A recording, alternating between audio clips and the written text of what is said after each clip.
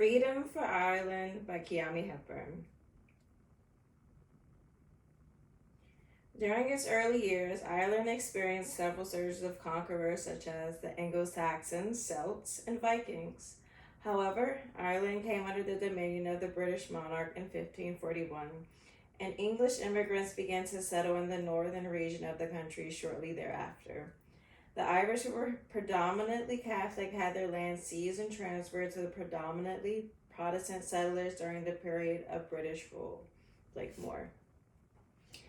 The persistent animosity between Catholics and Protestants were exacerbated by the oppressive colonial rule of Great Britain over the island. The Irish nationalist movement expanded over time, and in 1921, after decades of violent conflict, the United Kingdom partitioned the country. Belfast, proclaimed a Protestant state for Protestant people, remained a territory of the United Kingdom, while majority Catholic Ireland achieved independence. Northern Ireland, governed by Protestant officials who subjected them to discrimination and inconsistent law enforcement, was not universally embraced by all individuals who desired political independence and equitable treatment. As the Catholic working class confronted housing insecurity, unemployment, and persisting discrimination, law enforcement resorted to physical violence against demonstrators. The troubles had begun. Blakemore. In January 1969, Catholic nationalists staged a march from Belfast to Derry, resuming their endeavors. The Protestant police were powerless to halt the loyalists' use of stones, clubs, and other implements. Departures ensued in a state of unrest in Derry. Blakemore. The initial civil rights movement in Northern Ireland, which Catholics initiated in opposition to what they perceived as discriminatory policies by the Protestant-dominated government, escalated into violence in 1969, aided by paramilitary. Blakemore. Following a hotel explosion in 1985 that was targeted at British leaders with assassination intentions, the Anglo-Irish Agreement was signed between the United Kingdom and the Republic of Ireland, granting the latter a role in matters pertaining to Northern Ireland. Blakemore.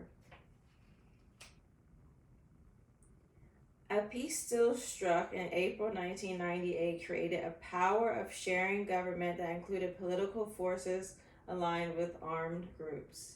It was signed by the British and Irish governments, as well as 4 of the major political parties in Northern Ireland: Sinn Féin, the Ulster Unionist Party, the Social Democratic and Labour Party, and the Alliance Party. Blakemore. The Belfast Agreement, usually called the Good Friday Agreement, has been implemented. Although paramilitary groups still exist, they have mostly disarmed, and to a large extent, violence has ceased. Blakemore. However, I have been to Ireland, and there is still violence going on. Some things seem not a big deal, but I think the violence is still going on, and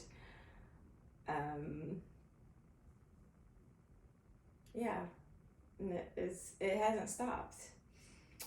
Even Olivia O'Hagan made an effort to remain clear of politics, the troubles in Northern Ireland, however, found a means to reach her doorstep. Her sibling was initially abducted and murdered. Her father then got shot at for purchasing property from a Protestant.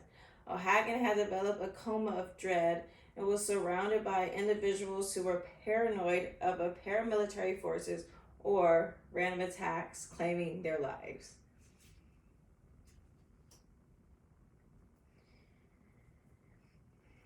You didn't know who to trust, she recalled in 2013 Oral History. You just kept yourself to yourself. You didn't get angry whenever you heard of all the people being shot dead. You just thought, when is this ever going to end? Blakemore. Ireland need not be the servant of international capital. O'Leary. Ireland's largest market is the EU. Between Boston and Berlin, Ireland manufactures, provides services, and sells. Ireland offers excellent, impeccable foundations and exceptional graduates. More Irish startups and significant domestic businesses might result from this agreement, which may free Ireland and allow it to break away from external dependence. O'Leary. Ireland can sustain a social contract and better public services for higher taxes. Irish property then must pay for Irish poverty, which in turn we can continue to help our family be the best they can be and receive as much support as they need to avoid child poverty, homelessness, and many other potential problems that our countries face. Thank you.